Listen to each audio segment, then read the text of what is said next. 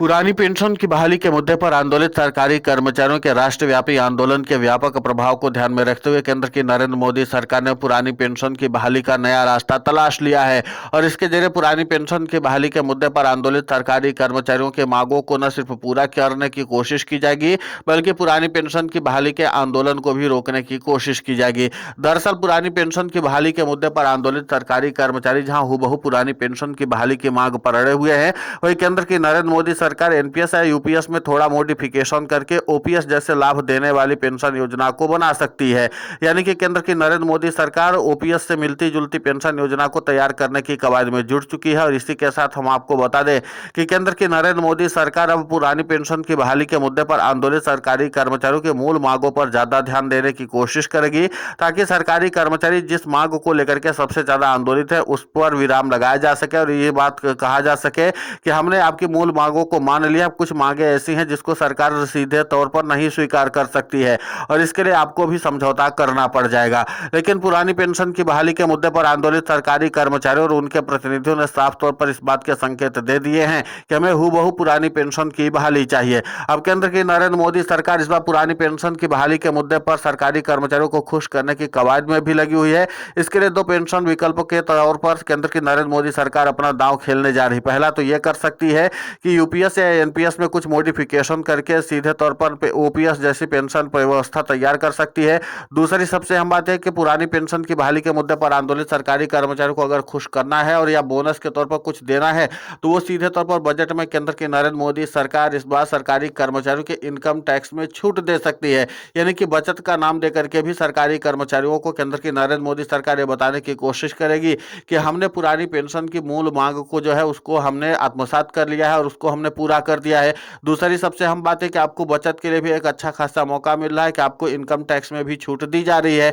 जिसके नाते से सरकारी कर्मचारियों को आर्थिक तौर पर ज्यादा बोझ भी झेलना नहीं पड़ेगा। तो केंद्र की नरेंद्र मोदी सरकार इन विकल्पों को लेकर के थोड़ा संजीदा नजर आ रही। लेकिन इसी के साथ हम आपको बता दें कि पुरानी पेंशन की बहाली कर चुके राज्यों के मुख्यमंत्रियों ने भी केंद्र की नरेंद्र मोदी सरकार की मुश्किलों को बढ़ाना शुरू कर दिया। उन्होंने भी इस बात के संकेत दिए हैं कि कम से कम हम लोगों ने जिन सरकारी कर्मचारियों के लिए पुरानी पेंशन की बहाली का लाभ दिया है और उनका भविष्य सुरक्षित रखा है, तो इन राज्यों के सरकारी कर्मचारियों का पैसा जो पीएफआरडीए के पास जमा है वो पैसा हमें दे दिया जाए, जिसके नाते से राज्य को जो आर्थिक संकट का सामना करना पड़ रहा है उससे हमें निजात मिल सके। तो कुल मिलाकर के बजट में एक अतिरिक्त बजट की मांग इस बार पुरानी पेंशन की बहाली कर चुके राज्यों के मुख्यमंत्रियों ने भी कर दी है। अब केंद्र की नरेंद्र मोदी सरकार के पास दोहरी चुनौती है। एक तरफ है पुरानी पेंशन की बहाली कर चुके राज्यों के मुख्यमंत्री जो है वो कह रहे हैं कि इस बार संसद का सत्र चल ही रहा है, यानी कि बजट सत्र चल रहा है, सीधे तौर पर पीएफआरडी एक्ट 2013 है उसमें संशोधन करके राज्यों को इस बात का अधिकार दे दिया जाए कि वो अपने सरकारी कर्मचारियों के लिए अगर पुरानी पेंशन की बहाली कर देते हैं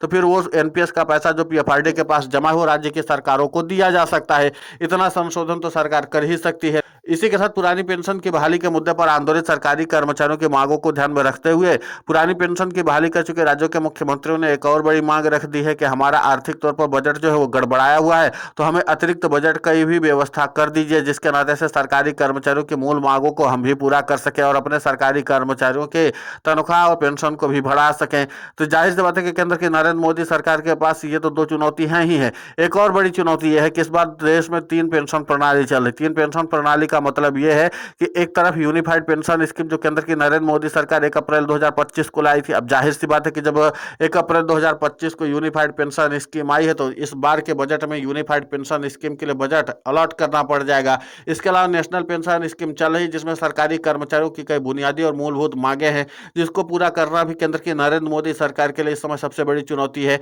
एक और अहम बात हम आपको बता देते हैं कि जो पुरानी पेंशन का लाभ पुराने सरकारी कर्मचारियों को मिल रहा है उनको भी पेंशन बढ़ाना है, तो उसके लिए भी अतिरिक्त बजट चाहिए। यानी कि पुरानी पेंशन की बहाली कर चुके राज्यों के मुख्यमंत्रियों की मांग तो है ही, लेकिन इसी के साथ केंद्र की नरेंद्र मोदी सरकार के पास एक और बड़ी चुनौती यह है कि इस बार केंद्र की मोदी सरकार को 3 पेंशन प्रणाली के लिए भी बजट अलॉट करना है और इसी के साथ सरकारी कर्मचारियों की मांगों को भी पूरा करना है। तो जाहिर सी बात है कि केंद्र की नरेंद्र मोदी सरकार के ऊपर अब दोहरी मार पड़ती हुई नजर आ रही है और इसी के नाते से प्रधानमंत्री नरेंद्र मोदी जो है वो लगातार टेंशन में नजर आ रहे हैं और इसीलिए प्रधानमंत्री नरेंद्र मोदी अब यूनिफाइड पेंशन स्कीम या नेशनल पेंशन स्कीम में मॉडिफिकेशन पर विचार करें ताकि सरकारी सरकारी कर्मचारियों की मूल मांगों को हम अगर पूरा कर देते हैं तो हम इस तरीके की रणनीति से आगे बढ़ सकते हैं जिस तरीके से तेलंगाना की सरकार ने टैक्स लागू करके सरकारी कर्मचारियों की मूल मांगों को पूरा किया है और उसी के साथ सरकारी कर्मचारियों ने पुरानी पेंशन की बहाली के आंदोलन पर विराम लगा दिया है। और इसी के नाते से केंद्र की नरेंद्र मोदी सरकार टैक्स वाले भी प्रावधान ले आकर के केंद्र की नरेंद्र मोदी सरकार जो है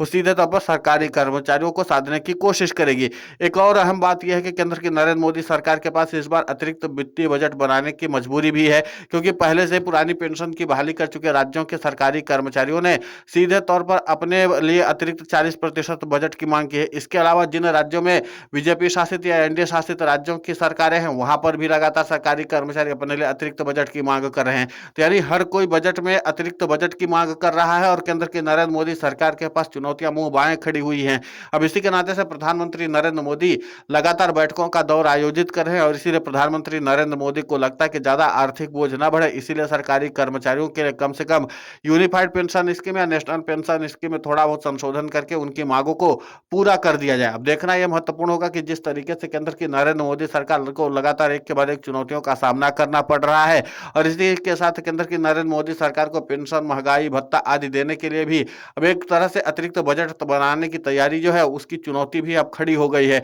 और इसीलिए प्रधानमंत्री नरेंद्र मोदी और वित्त मंत्री निर्मला सीतारमण के साथ तमाम जो आला दर्जे के अधिकारी हैं लगातार इस बात पर मंत्रणा करें कि कैसे भी करके सरकारी कर्मचारियों की इन बुनियादी मांगों को अगर पूरा नहीं किया गया तो सरकारी कर्मचारी पहले से ही राष्ट्रव्यापी आंदोलन की चुनौती देकर के बैठे हैं और केंद्र की नरेंद्र मोदी सरकार फिलहाल कई और अहम चुनौतियों से जूझ ही रही है। और इन सबके बीच में अगर पुरानी पेंशन की बहाली के मुद्दे पर आंदोलित सरकारी कर्मचारी सीधे तौर पर राष्ट्रीय राजधानी दिल्ली की ओर कूच कर देते हैं तो फिर स्थिति को नियंत्रित कर पाना भी केंद्र की नरेंद्र मोदी सरकार के लिए बड़ी चुनौती हो जाएगी। अब ऐसे में देखना दिलचस्प होगा कि प्रधानमंत्री नरेंद्र मोदी क्या इस बार के बजट में सरकारी कर्मचारियों के लिए कुछ बड़ा ऐलान करने वाले हैं, क्या उनकी बुनियादी मांगों की जो चीजें हैं उसको पूरा कर सकते हैं, क्योंकि पिछला बजट जो आया था 24-25 का उसमें सरकारी कर्मचारियों की मांगों को नजरअंदाज किया गया था। इसलिए पुरानी पेंशन की बहाली के मुद्दे पर आंदोलित सरकारी कर्मचारी सीधे तौर पर सरकार को चुनौती देने में कोई अब गुरेज नहीं कर रहे हैं। अब देखना महत्वपूर्ण होगा कि केंद्र की नरेंद्र मोदी सरकार इस बार पुरानी पेंशन की बहाली के मुद्दे पर आंदोलित सरकारी कर्मचारियों के लिए सिर्फ वैकल्पिक रास्ता ही तलाशती है